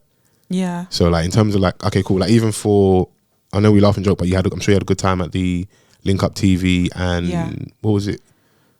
Was it Gymshark? Gym Busy? What was the Gymbox? Gymbox, sorry. Boohoo Man. I was trying to remember the brands in it. So even the fact that that's where Link Up right now, it's the game. The game is content, innit?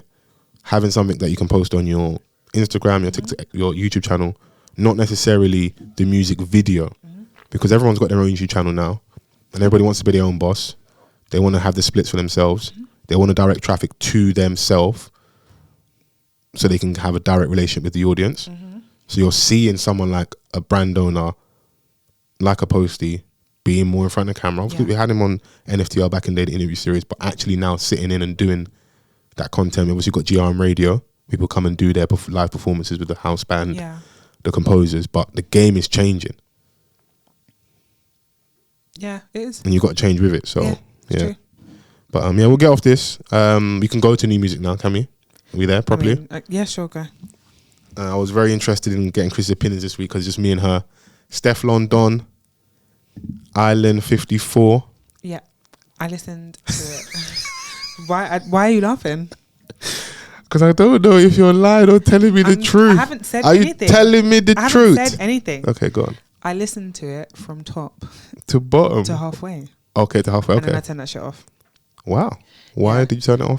There were a few songs that were manageable on there. Manageable. But I think she just gives me like just the UK version of that pink wig lady. Who's the pink wig lady? Nicki Minaj. Okay. Very like Ops and Orgasms light. Ops and orgasm. That's every day. Just like it's either beef or her talking about her fat pom pom. Like I've had enough. Big up all the fat pussy girl, but you know. Yeah, it's a genre. Go them. I don't know. It wasn't offensive. Yeah. But it kind of just all sounded a bit like samey to me. So It's very far from a bad album. No. But that's where I will give you some grace and leeway and be like, yeah, no, you're not. It's not gas. Like, yeah. It being called Island 50, I think that's the name of her label now. Okay. I think she's independent, but still has obviously links because she is still a big artist. Yeah. Maybe not performing that way, but still a big artist.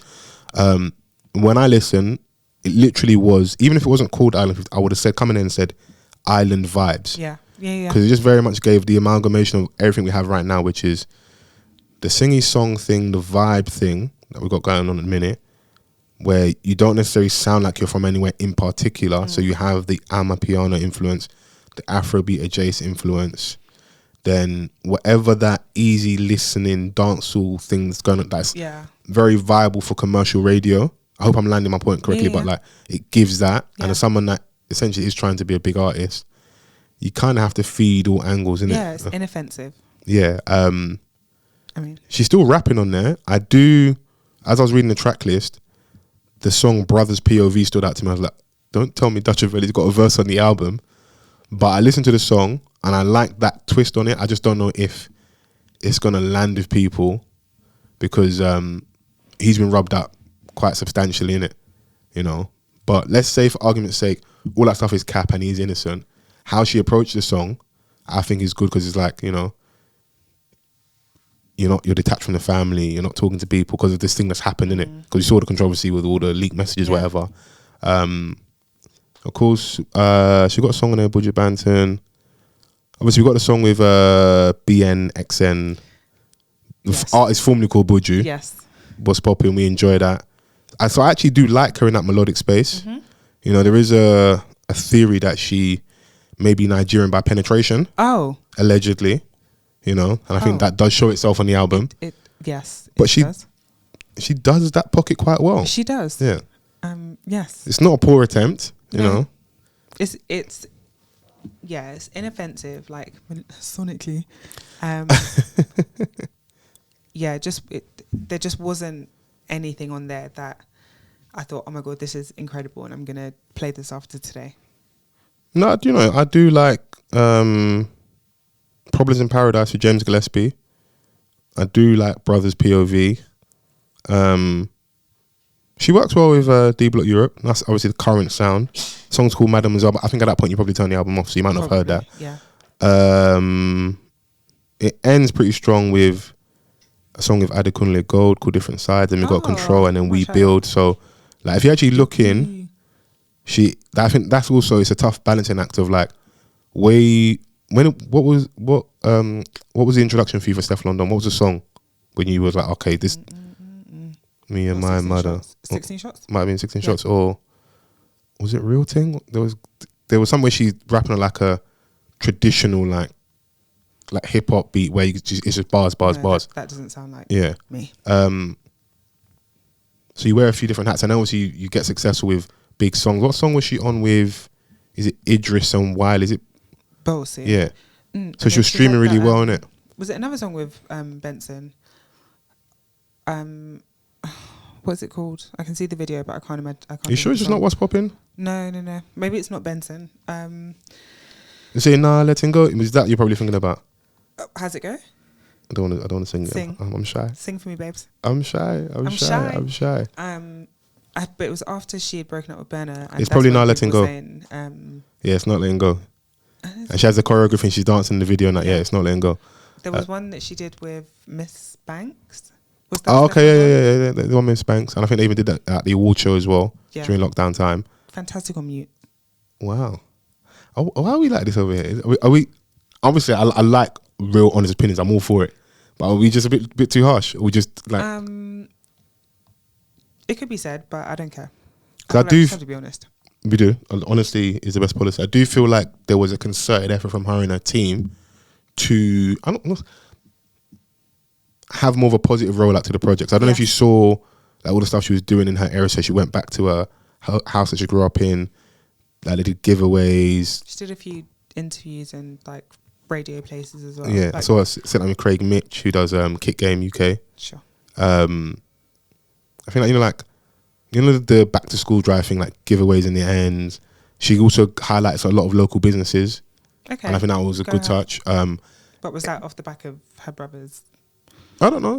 One could argue that, but obviously she's also got an album out. So it is. I do like people giving back, but obviously if it's a conjunction when you're selling something, you can look at it skeptically. I do get that.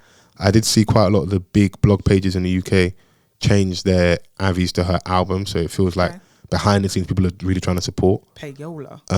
So I'll be interested to see where the album lands this week and like as the weeks go on, how long the life cycle is, because I think sometimes it is unfair when you have these conversations within a couple of days of the album coming out. Yeah. Unless it's absolutely shit or absolutely banging. A lot of the time it falls more in between. Yeah. And things can grow on you. That's true. If you give it a chance to keep listening, or maybe there are remixes of certain songs on there. Yeah. So I think overall, decent attempt. I might listen to it when I'm like seasoning chicken. No, I want flavour in my food. I'll try. Yeah. We can go to Headie One. Fantastic album. Chrissy, please. Chrissy, I'm being serious. Nigga, help. I'm being serious. Fantastic album. I listened to it. Top to bottom? From start to finish. Okay. Yeah. I preferred the second half. Yes. And I have a comprehensive. Let's go through your notes, man. Come on, man. See, I told you I'm ready. Work with me here, man. I am trying to. It's called The Last One. It is. I liked the intro, Tipsy featuring H. Or the first track. Oh yeah, the first track's called I Could Rap. Yeah. Oh no, is this not in order? Why does it say Tipsy here for me? What album are you looking at, bro? Mine starts with Tipsy. Weird. What? Oh, did you list the album in? Because that's not the first track. Brother, this is it's literally the album. Like I've pressed it on Spotify. This is how it comes up for me. You were listening to the album on shuffle. That's chaos. Please, can you clarify? This is it's not shuffled. Where, Joe can't save you right now. Which camera are we in at the moment? What camera are on? Central. I need you to know that it's not on shuffle. They can't see that at home. They will. I don't know why it shows that, but I can rap. Then Love of My Life, I enjoyed that. Okay. Martin Sofa. I mean, obviously we heard that before, and there was a lot of hype around Martin Sofa. I didn't love it. I like Form 696. Okay. Shouts out to Scotland, heavily referenced on the album. Yeah, Guinness, baby. We Lonely Pot of Paper. Love that. Potters versus Cold. It is. To be fair, that run for me from Martin Sofa, I Still Know Better, Form 696, Lonely Pot of Paper, Recall / Why You Look So Tired. It's probably the strongest part of the album. Ooh. You know it is. I don't hate Crying No More Storms in Take Keith, but it was just cool. Blown away. Karma, yeah. Recall, I love. I think that's fantastic. It's really a banger. Make a W. I think my favourite on there was my two faves. I think the second half is a lot stronger. Yeah. In my personal opinion. Rapunzel, D Block Europe. I really like that. The one with Benson, I think it was easy listening. Mm-hmm. Didn't blow me away. Fantastic vibes. But then we hit Purposeful with Odu Black. I said, yeah. Now things are really popping off. And then Guns and Money after. Yeah. And then Memories featuring Sam Fun. Yeah. 20 songs long, over an hour. Yeah. Again, that's always going to be my gripe. A little bit long. I think it is long because I think the last project we got from Headie One was obviously the joint project with him and K-Trap, if I'm right, which is back in the last year. I don't think we had a project for him in between that. This might be the last of the obligation from being signed with Sony and Relentless. I think that's why it might be called the last one. Okay. Obviously, you want to give yourself the best opportunity to stream well. You've got like quite varied collaborations on there. So you've got Friday on the album. I think you were listening to based on a playlist, because when I go down, I think that's that's how I could see it. Yeah, so you probably went on a playlist. That's how you got the album. But so yeah, in terms of collaborations, Pot of Paper, Stormzy, Friday, Skrillex, AJ Tracy, Ayana, D Block Europe, H, Benson you mentioned earlier, Odamudu Black, Tay Iwa, Sampha. You know, you want to work with some different artists, play with some different sounds as well. He's one of the few people that I feel like has tried the most to stretch the genre of drill from like where we met him, what was happening with drillers and trappers, him as a potential duo with RV. Yeah. He's definitely grown past that point. We had him do stuff with Fred again. Like he's tried to do different things, innit? He's not just stayed in the pocket, even though obviously at times it may or may not work and you still revert to type. But he's showing range. There's range and there's growth in the music. So if that is the last project, I don't know if there's a maybe re-up and sign back with the label or do the independent thing. I did like him and K-Trap linking up and doing their joint project. I always like seeing like the camaraderie and stuff. I'm thinking of the Bloods and Crips meme when they're holding bandanas. When they're holding bandanas together. Yeah, but that was good. And I enjoyed it, man. Outside of that, there were some new releases. So I don't know if you've been... are you aware of Cash Cobain? Yeah. Yeah? Mm-hmm. So you aware of this like kind of like sexy drill sound? Yeah, so sexy. So it's off the back, obviously, us talking about like drill and that. Mm-hmm. Skepta's got a song called Miss Independent. I'm ready to listen. When you go home today, listen to it. The producer on there is from Harlem, I think part of Dot Mob as well. And the song has got that sexy drill vibe, that Cash Cobain vibe, with Skepta's like flipped famous grind beat as well. And it's underneath, it's like layers of track as well. Okay. Like it's also showing that like our borders, there's no more borders anymore. The internet's making us so small and accessible to each other that like I think it's very clear that's going to be the sound people are going to keep like the sexy drill thing is not going away. I love that though. Yeah. So other than that, Headie had a good Mad About Bars freestyle. Okay. I think also in promo for the album with Kenny Allstar. And yeah, that's about it for me. Unless you have any like new songs or songs you've been listening to again in rotation that you want to shout out. No. Haven't really listened to much. I've been away, haven't I? Of course, man. He was in Albania. Revenge Holiday is crazy, man. Before we go, did you see your boy Rick Ross? Why is he my boy? They wounded him in Canada, man. Punched him in the face. Yeah, man. Did they actually connect? He got hit in the melee.